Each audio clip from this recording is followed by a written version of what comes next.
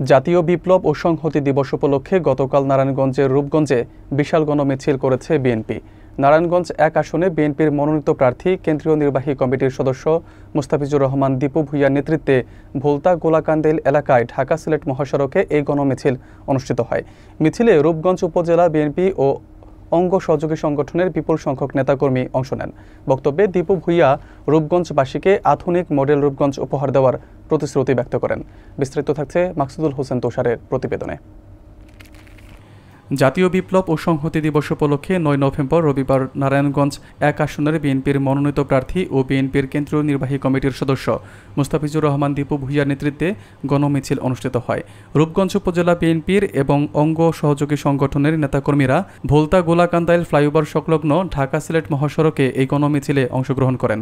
এতে বিশেষ অতিথি হিসেবে নারায়ণগঞ্জ জেলা বিএনপির সাবেক সাধারণ সম্পাদক গোলাম ফারুক খোকন, রূপগঞ্জ উপজেলা বিএনপির সভাপতি অ্যাডভোকেট মাহফুজুর রহমান হুমায়ুন, সাধারণ সম্পাদক বাসিরউদ্দিন বাচ্চু সহ জেলা ও স্থানীয় নেতৃবৃন্দ উপস্থিত ছিলেন।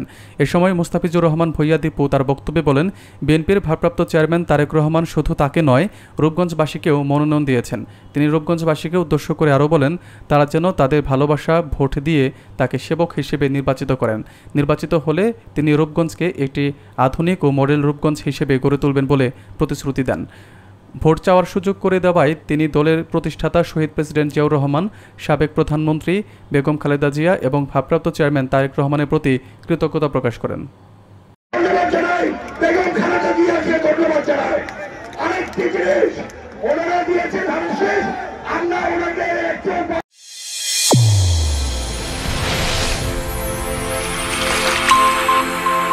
চ্যানেল A1 হৃদয়ের স্পন্দন।